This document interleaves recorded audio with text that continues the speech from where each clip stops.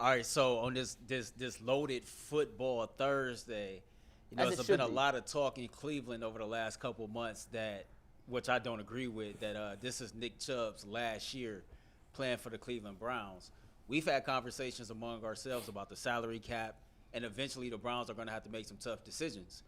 So I got to thinking, more than likely, who is playing their last season for the Cleveland Browns? Is it Nick Chubb, Wyatt Teller, Donovan Peoples-Jones, or other? G? This is well, I'll look at it two ways. Now the obvious choice is Donovan Peoples-Jones, but I look at Wyatt Teller. Now it may get a little funny because you got two guards that are already making that much money in Joe Bitonio. Wyatt Teller has more injury problems as well. He's also getting around that 30, 31 age as well. So that's a perfect storm for being like you're a cap casualty. I think that if you look at the offensive line and you look at how much they're paying him, I think that they can move a guy in. They feel like maybe it's a Nick Harris. We got DeJuan Jones. We still got James Hudson. We got a lot of guys that we kind of like in that position and we can fill in. Now, I think he's roughly making about $13 million, somewhere 11 to 13, if you got the number. Teller? Yeah. This year he's making 15.4. Oh, that's even well. And next year it's 16.9. And next year? 16.9.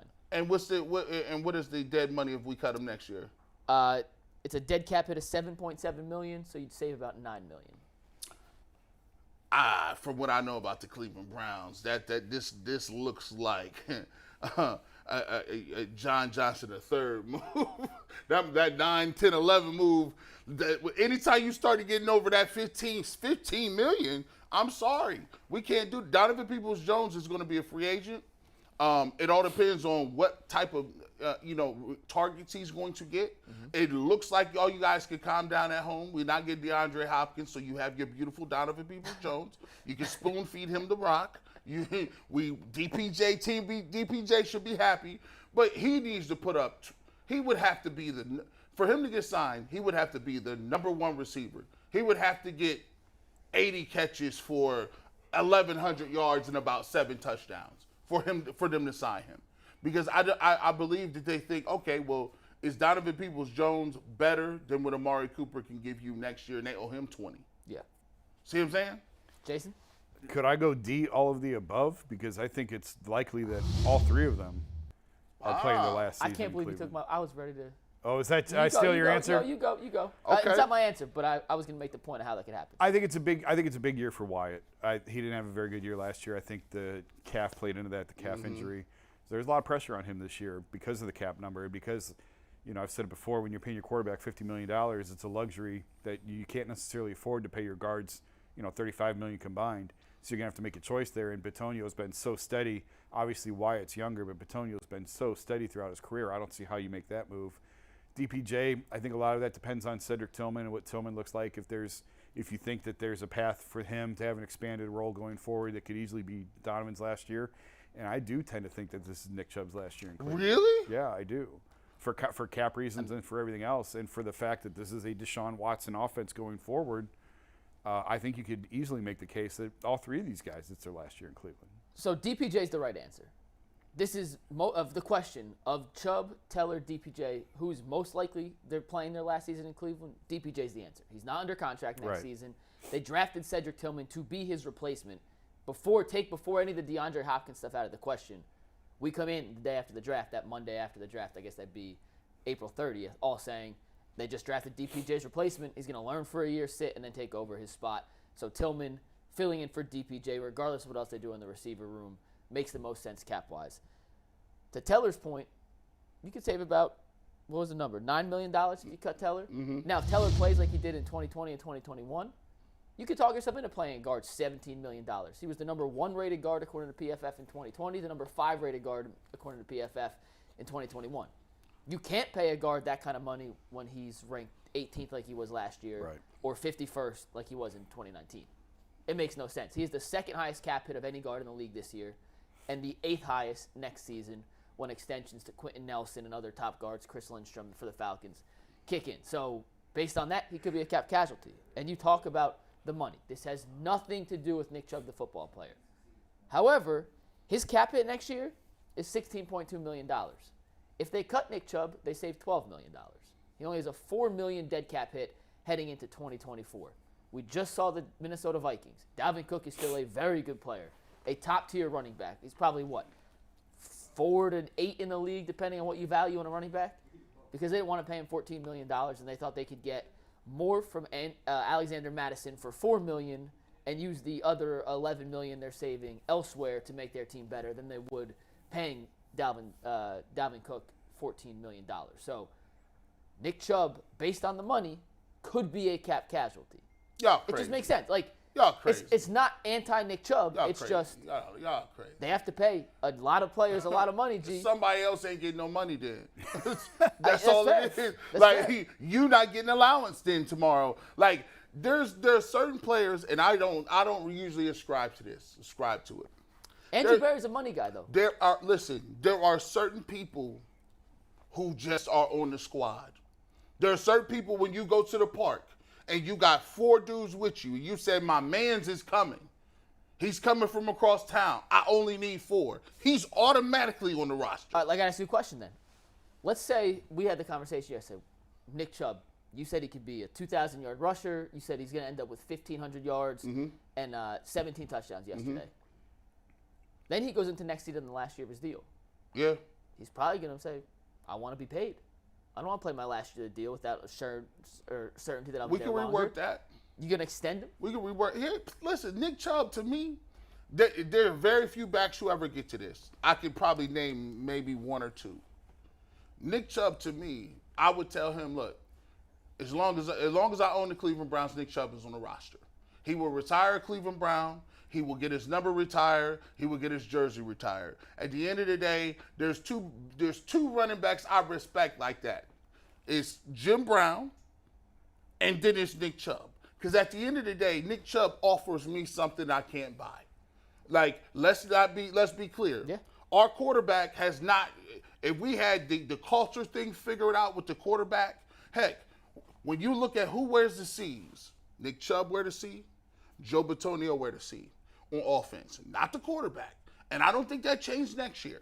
It might. Stefanski been saying that Deshaun Watson showing leadership, and great, we're going to move along. But at the end of the day, I'm saying this. I'll find the money somewhere, and if you telling me Nick Chubb won't take a deal, he won't do what Jose Ramirez did to stay in Cleveland, I guarantee it. That's why when he comes to the Guardians and people talk about it, no, Jose is off the charts. We didn't touch him. No, he's not going nowhere. I feel the same way about Nick Chubb. Earl, what do you think? Nick Chubb is the epitome of everything that you want in a player playing for the Cleveland Browns. When Kevin Stefanski and Andrew Berry took this job, what did they say? They wanted guys that were smart, tough, and accountable. And Nick Chubb fits the definition of all 3 of those bullet points, right? And then we talk about, we just did a segment on the core 5 players. Nick Chubb was on that list. When I look at Nick Chubb, I think about the things that he impact off the football field. I think about his presence in the locker room. I think about his energy around his teammates. I think about just all the camaraderie and all the chemistry and everything that he embodies with the city of Cleveland. Nick Chubb is one of those dudes that I think is a very special back. I'm talking like Adrian Peterson, LaDainian Tomlinson type of special. Yeah. And this will probably be my first big bold prediction on the Ultimate Cleveland Sports Show. At the end of the season, Nick Chubb is going to get a contract extension. He's not going anywhere. I don't disagree. Well, I don't agree with the contract extension part. I don't disagree with anything you said before that about Nick Chubb being an all-NFL elite future Hall of Fame running back, that he is the epitome of what you want in a Cleveland Brown, the epitome of a person, the epitome of a football player. Jay said if he had 53 Nick Chubbs, you win a Super Bowl. I tend to agree with that. I just don't know if Andrew Berry does when it comes to the $16 million price tag. What type of message is it sending if you cut Nick Chubb because of his salary number? Like, what type of message is that overall sending out to the fan base or sending to the rest of the players in the locker room if everything comes down to somebody's salary cap number? Never mind the other ways that they can have an impact on a football team. They already know. Yeah. It's a business. Like they already know. We've seen this with other teams. this is a very analytically run team, front office franchise. And I think that they're going to look at the value versus the money versus the production you can get from somebody else. And when you're looking, I agree with everything you guys have said about Nick in terms of what he means to the franchise, to the city, everything. He does everything the right way. He's everything you want. But when you're sitting there crunching numbers and you're looking at the lines and you're looking at what makes sense and what doesn't, when you're paying your quarterback $50 million, you got to give. And I think that's one of the things that's – I just think that's one of the things that's going to give. Now, if Jerome Ford is an absolute flop this year, maybe we have a different conversation. If they bring in a veteran back who busts this year, whatever. But the way it's trending, I absolutely think it's a possibility that this is his last year. Yeah, Jason made a really good point. Having this conversation today in June before the season plays out is pure speculation. If Ford's terrible, if they don't have a running game, if Nick Chubb comes out and has a 3,000-yard season, he's not getting cut. But just based on the conversation and the information we have today on June 15th. Hey, bro, if you thought – I talked to Bernie. And Bernie was talking about how, when Bill Belichick cut Bernie Kosar, he talked about about people coming up to him was tripping, like they had lost their kids, right? Yeah. I'm going to let you know right now, if the Browns cut Nick Chubb, people would flip out. People would flip. Just for the record, Bill was right on Bernie. He was right. But here's the thing. But Nick Chubb. It wasn't popular, but he was right. But Nick Chubb ain't Bernie Kosar, though. But Nick Chubb is probably the best back in the league. Okay, but Bernie was he's god in Cleveland. He is. He had a higher status than where Nick Chubb is now. Yes. Far higher. Yeah, but I'm telling you, they will lose it. You got to think about it. When. Let's take it to the Indians. When Albert Bell left, and then I think was Tommy the last one, or did Manny leave before Tommy? Manny and then Tommy. So when Albert Bell left and then Manny left, there was people that I can't do this. The only thing that's keeping me around here is Jim. And when Jim Tomey left, we ain't been the same since. We couldn't get right since then. But I look at it like this: you got Chubb and you got Batonio. To me, that I go to them and I say, look, we value you like this. We value you like Joe Thomas. We're gonna do everything we can to keep you in a reasonable number. Do you want to retire here? At least give them the option. Yeah, I give them the option. And you mentioned football and Parcells and this. To Jason's point, it's a business. Bill Belichick has made some of the smartest moves in that realm of thinking and some of the dumbest. They let Tom Brady leave, and that was a bad decision. Brady has been way more successful in Tampa Bay. I think that was more Tom than Bill. But G's point, I'm not letting him leave. I'm not letting Nick Chubb leave the building without an extension. Tom probably wanted to go because he wanted to prove he could win on his own. Tom Brady, the winningest quarterback of all time, left the team he was with for 20 years. So let's not pretend that these guys can't go to other teams. And he did it earlier in his career. Ty Law, he traded Richard Seymour to the Raiders, and those moves all worked out. The Brady one backfired.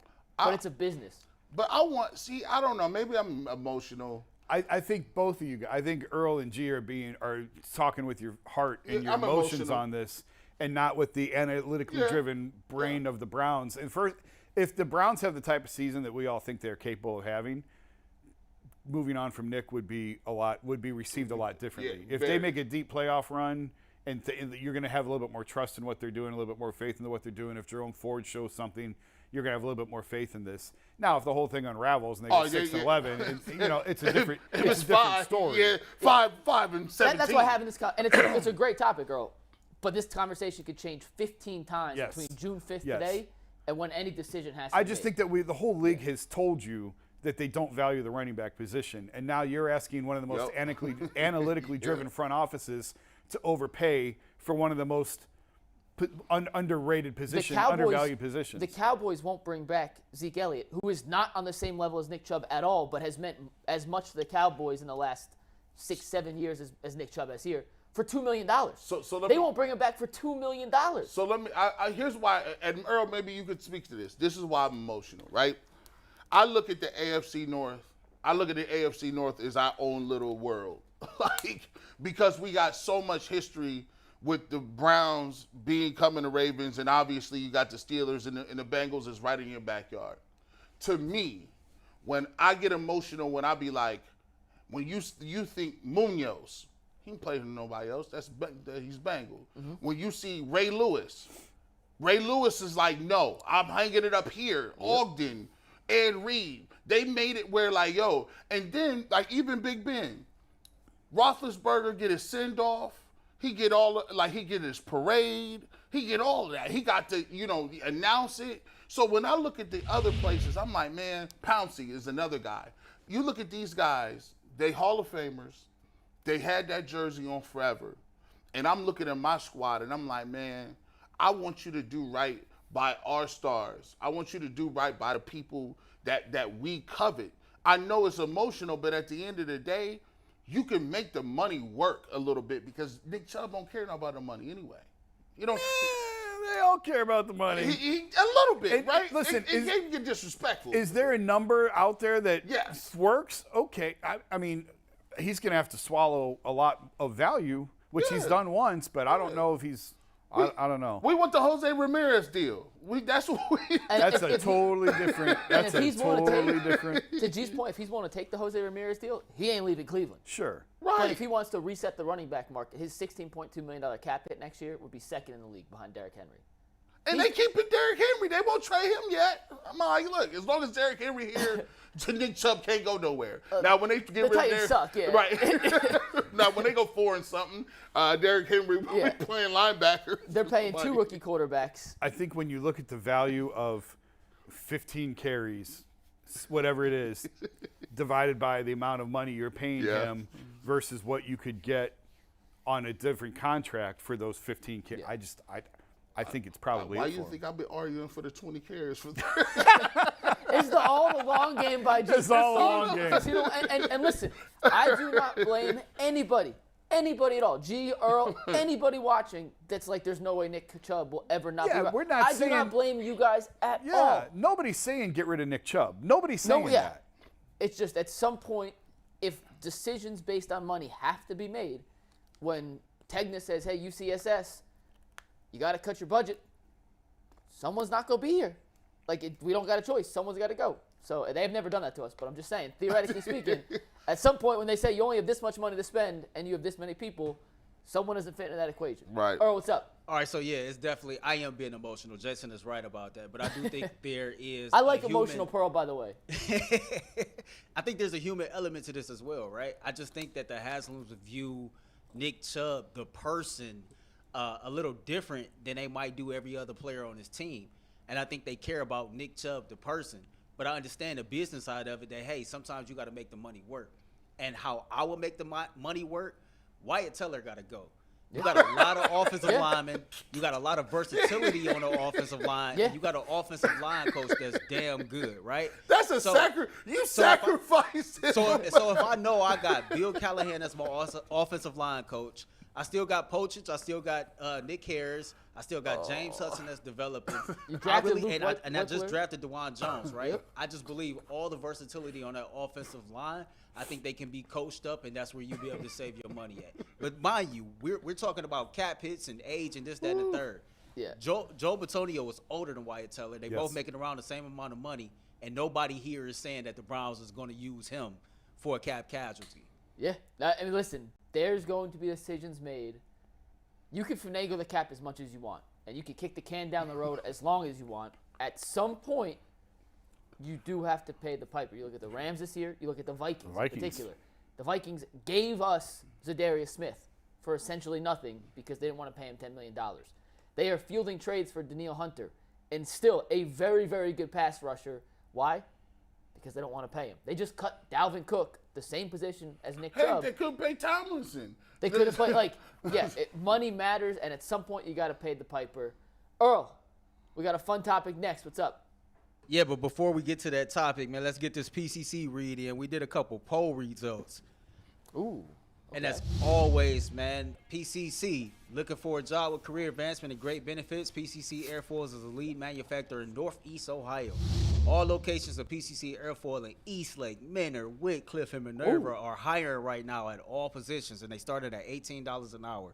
So go get your full benefit package, paid time off, signing bonuses. Apply right now at precast.com/careers to learn more. So we got a couple polls out here. Anthony put a poll up on the YouTube channel, whose last season isn't in Cleveland, with Chubb, DPJ, Teller, and all of the above being the options. And 51% says is DPJ's last season in Cleveland. That's the right answer. But who came in second? Anthony, who came in second? I could also, while they look that up, I could also make the case that DPJ's back. If Tillman looks like there's nothing there, and Donovan has a great year, and Cooper, there's a chance Cooper's the guy. And Watson finds a rhythm with DPJ, I could easily make a case that Donovan's back. This is on the boat. Whoever Deshaun Watson start throwing the ball to, like he's here. Yeah. It was Teller coming in second at 33%. And then Chubb last. So yeah, they think I would have guessed that's how the fan poll would go. Next topic,